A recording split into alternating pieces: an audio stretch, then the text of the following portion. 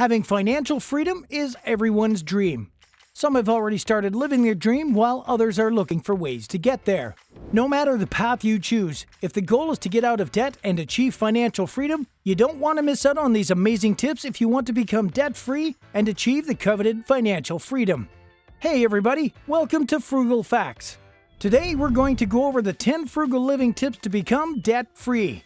Make sure to subscribe to the channel so we can help you with saving tips regularly. Now, let's get straight into the video. Number 10. Pay off your existing debt. Have you ever heard someone that has debt saying, "I'm doing well financially"? You'll not hear that statement anytime soon. A few years ago, a study showed that people declared the debt they had the biggest hurdle in their lives. Being in debt is like digging a hole and then going in. Adding more to the debt you have is like cutting a branch you're hanging off of, and below the branch is a river filled with hungry crocodiles. To stay debt-free, pay it off as soon as you get your salary. If you can't repay it all at once, make a solid strategy on how you can clear it as soon as you can. Paying off your debt helps you have some extra money in your pocket every month so that you can invest into bringing you closer to financial freedom. Number 9. Say no to new credit sources. When you're done paying off your debt, resist the urge to start digging that hole again. A habit is a disease, and just like a smoker that has quit says, "One can't harm me," your habit will spiral out of control and you'll find yourself back on that branch while the crocodiles wait for their meal down below. For example, if you're at the mall and you come across a nice $100 bracelet you like but don't have the money, leave it. Don't whip out your credit card and swipe it thinking, "After all, this is the only debt I owe." It would be a bad idea because you might go to another shop in another mall and give in to the temptation again. Before you know it, you have spent over $500 in one day. If you are tempted to spend, here are a few things you can try. Leaving your credit card at home. Carrying enough cash for what you want to buy. Grab what you went to the mall for and get out to avoid the temptation. Avoiding impulse buying helps you avoid the temptation of using your credit card or borrowing money from the people around you. Number 8. Buy with cash. We know it's not easy to carry a big amount of money. Besides making your pocket look strangely thick, it's not safe. If you're not buying a property that requires you to use an electronic mode of payment, the safest bet is to use cash. For example, if you're out at the club, it's impossible to spend the money you plan to, especially if you're using a card. If you plan to use $100 for entertainment, you may end up using more. But if you have cash, you can decide to carry the exact amount that you plan to use. It takes discipline and self-control to stay on a strict financial strategy, but the good news is that you stay debt-free and can invest your money, which sets you on the road to success. Number 7. Freeze your spending. Freezing your spending allows you to save more money than you thought you had. Practicing a spend freeze does not mean don't buy anything at all. It means spending money on absolutely essential needs such as food, medical emergencies, utilities, rent, and transportation. A spend freeze means that besides the essentials, you don't spend on anything else. You don't buy clothes, no theaters, no fast food purchases, etc. That's not to say it's easy. Money is a bad temptress and can make you go into a spending frenzy. To test the waters, start with a one-day spend freeze, then keep increasing from one day to a weekend. Before you know it, you'll have spent $0 in a month besides buying essentials. It feels good to put money in your bank account that you would have otherwise used on things you don't need. Number 6. Live within your means. No matter how much money you earn, living beyond your means is a recipe for disaster. There is no reason to live in a $7 million mansion that you will pay the mortgage for the rest of your life. Warren Buffett is a billionaire and lives in a house that currently has a market cost of $625,000. To stay out of debt, live within your means. You can rent a small house as you save money to buy the house you want.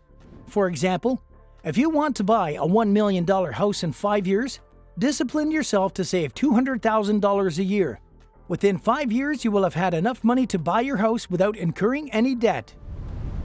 Number 5. Find free hobbies. Everybody has hobbies. It just depends on how costly your hobbies are. Some people are adrenaline junkies and love to pull heart-stopping stunts like jumping off a plane or skating on top of an 83-story building. Others love to paint, sing, and play beach ball. All these are hobbies that different people enjoy depending on their level of endurance and the size of the wallet. For example, Golf is an expensive hobby. From clubs, shoes, carts, balls, etc. That is before you pay the green fees to get into the course. It can have an annual cost of $800 to an upward of $4,000, depending on the apparel you have and the kind of clubs you want to play with. Instead of spending all that money on a hobby that brings you joy for a limited time, you can use that money to pay your debt or put it towards your savings. Instead, find free hobbies, or ones that don't demand too much money from you. For example, many complexes have basketball courts. If you love basketball, all you need is some basketball shoes. You can use the shorts you have at home and a wife beater and you're good to go. Just make sure that if your white beater is meant to be white, it's not cream in color, because you won't hear the end of it from your friends. Number 4. Work out for free. Gym memberships are expensive. The average annual membership fee is $507. This depends on the state you live in. Some states charge up to $2,000 for a gym membership. The truth is, we don't always utilize our gym memberships because, let's face it, going to the gym is hard. A few days on the treadmill after those burgers you've been eating at McDonald's and your whole body is aching. Bad. You decide to let your body heal before you can go back to the gym, and before you know it, you've only visited 3 times a month. If you have a membership of $225 a month, you only use $22.50 of it. The rest of the money for that month goes down the drain or in other people's pockets. Instead of giving free money away when you can hardly settle your debt, why not get some free workouts? You can download workout videos and use them to work out in your own house or out in the yard. You'll have spent nothing besides the Wi-Fi.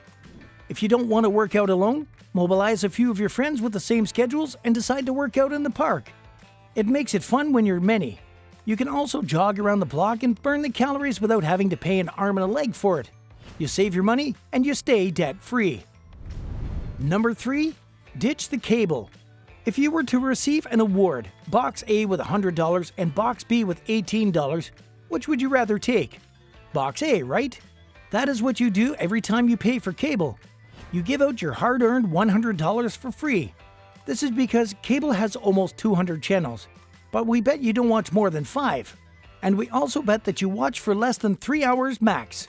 That is money wasted. But other cheaper options work just as well and have the latest shows. For example, you can get Apple Music, TV, arcade, and 50 gigabytes of iCloud space for just $14.99. Besides Apple, other streaming services include Netflix, Hulu, and Amazon Prime, and they all beat cable in the cost. People are switching from cable to streaming services, and if you want to save your money and have a financially free life, switch to a cheaper entertainment method. If you don't want to spend a dime of your money to watch people make money, make use of the library. You can find awesome books to read and sharpen your brain at no cost at all. How perfect! Number 2. Quit dining out. We all love food. That is why the restaurants are always full. Did you know there are 196,839 fast food joints and over 5,000 fine dining restaurants in the US alone? And they thrive because we spend our money in these restaurants. For example, if you're a caffeine junkie, chances are you have a love-hate relationship with Starbucks, where the coffee costs around $5.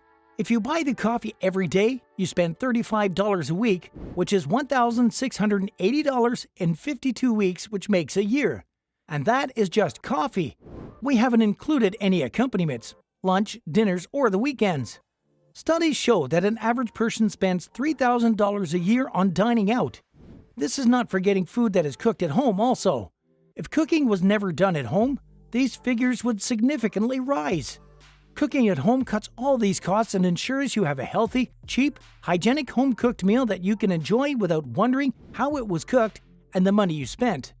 Making your food ensures that you don't swipe that credit card in an exorbitantly priced restaurant trying to please a person you like.